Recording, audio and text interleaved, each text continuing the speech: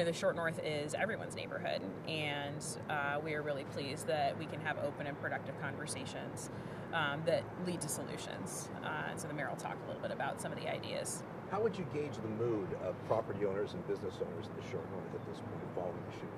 Yeah, I think everyone has really come together as a community, and everyone is really focused on public safety. And you have to appreciate that there are over 11,000 people that work within the Short North community, over 17,000 people that live within our Short North community, and over 4 million that visit annually.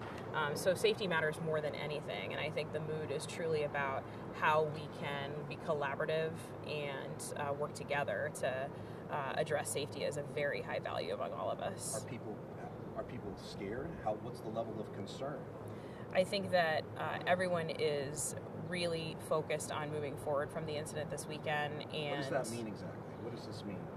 People want direct answers about what you guys are going to do to prevent this from happening in the future. What are business owners and property owners who live down here, who have to come down here as part of their livelihood? What are they thinking about? Let me share with you, Kevin, about some of the things that we're doing this weekend. Because when we met the safety director and members of the Department of Public Safety, the Division of Police, with Betsy and the Alliance, we heard a couple of things.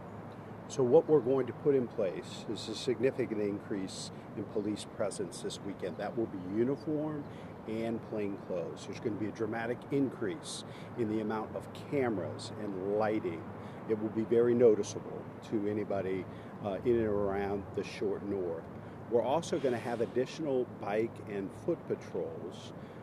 These are folks in addition to officers responding to calls for service in other neighborhoods. We're not taking officers from other places around the city.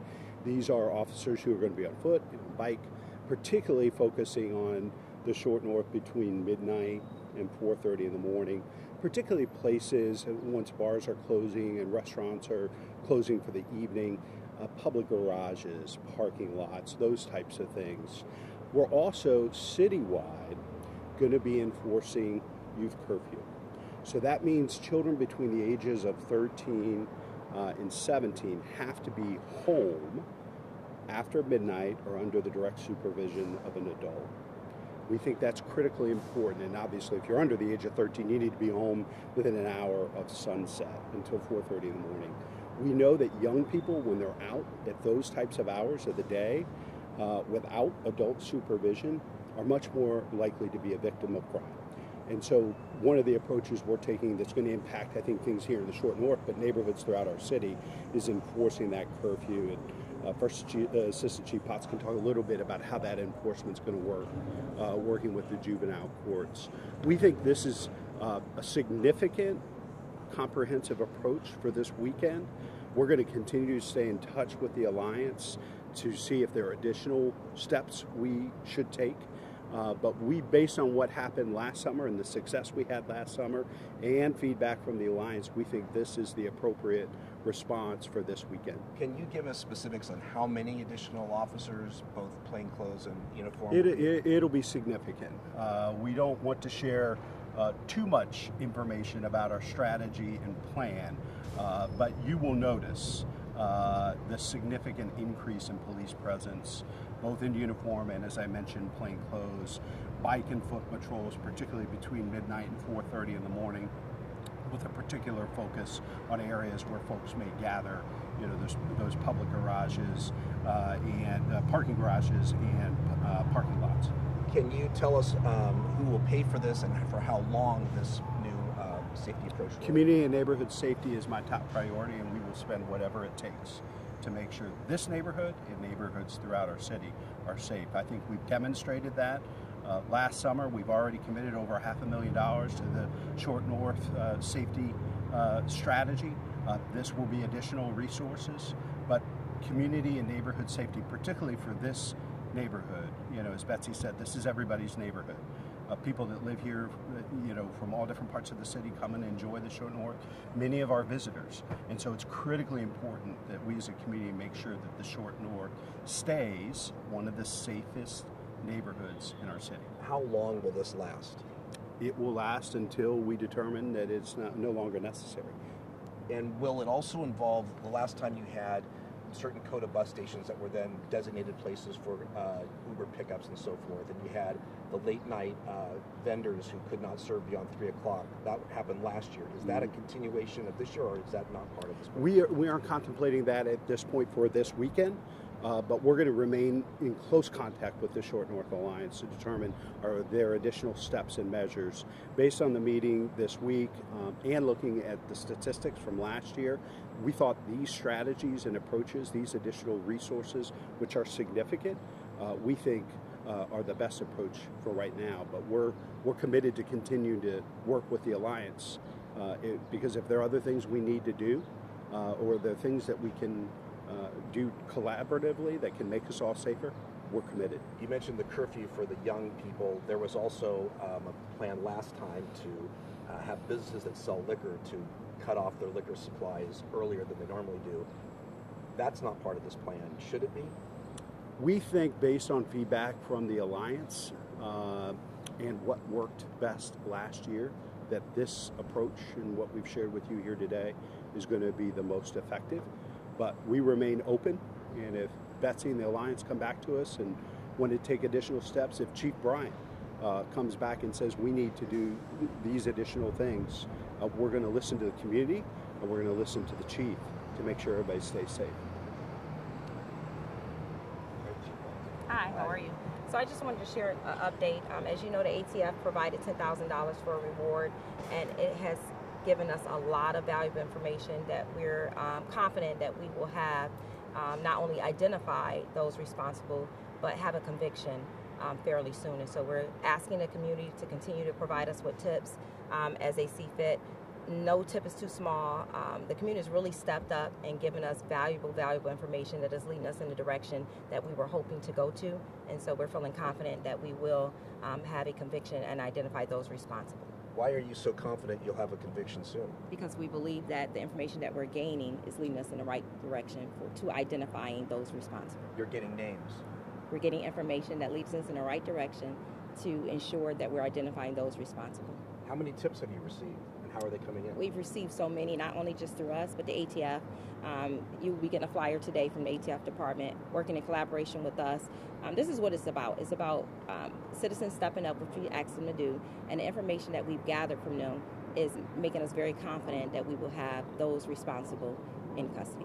Why haven't the police released any of the body cam video from the officers of that night or any other video to help the public so this investigation can be more transparent? Why haven't we seen more of that? Because sometimes we have to keep things to ourselves as we investigate active and open communication with investigations to ensure that we don't taint the investigation. And so we will release as we see fit and as it makes sense. But right now, we're confident that the information we're gaining from the public is leading us in the right direction. And it's important to remind the public and the press that I think this division of police in this city has set a very high standard for transparency when the way in which body-worn camera footage is released, particularly when there is a police-involved shooting or any interaction with law enforcement. We've been very open and transparent and very, very responsive, and we're proud of that work. But based on the ongoing investigation that's taking place here, that footage, if we were to release it or share it at this point, it might compromise the investigation. The most important thing for us to do, identify these shooters, get them off the street, and hold them accountable. What would you want to see happen if there's a conviction? What do you want to see happen to these people? I want them held accountable. I mean, people who shoot up our city need to be put away. We know that there's a very small number of people in a city of 1 million folks. There are fewer than 500 that are committing 50% of the violence. We need to get those folks off the street. Betsy, when I pulled up your crime intervention pilot program, these are a couple, like 2022 statistics. I mean, there was a clear indication that guns were an issue in the Short North, and you had done, the Operation Moonlight, you'd done Operation Wheels Down, things like that. What do you think it is about the Short North? Is it density that's causing the crime to happen here? I know that they've added, there have been a lot more businesses added since 2021. What is it about the short north, you think, that's attracting this kind of behavior? Do you have any idea? Well, what I think is so fascinating is from the time that report was done to present, we have seen numbers go down, and the short north has gotten precipitously safer in terms of crime statistics since all of these measures developed in collaboration with the city and the community have gone into place. So the short north is one of the densest areas of the city of Columbus. It's one of the most visited areas of the city of Columbus. We live between the Ohio State University's campus and the Greater Columbus Convention Center, and we really are the center of our city and are viewed as everyone's neighborhood. And when something happens in the short north, it matters because it touches a lot of people. So I don't know that the short north is experiencing something that's outsized relative to other neighborhoods, but we are a place where a lot of people visit, and when things happen here, it matters. But I think it's important to remember and remind folks. So we've had 3 mass shootings in 3 weeks in the state of Ohio. What happened last night at the state legislature? A ban on transgender kids using the bathroom. Not a damn thing about gun safety. Not a damn thing to stop the proliferation of guns. That's unacceptable. What do you do as a mayor? I mean, encourage people to come out and vote. Look, we had a presidential election. We had half the U.S. Senate. We had all the members of the House of Representatives on the ballot this fall. If you're as pissed off as I am about gun safety, go and vote that issue. Demand answers from people running for office. What are they going to do to get guns off the street? What are they going to do to stop the proliferation of guns in our cities? And if they don't share your values, make your voice heard. Ballot box. The power is in the hands of the people of this community and communities all over our state and our country. That choice is up to them, but they have the power. Thanks, Mayor.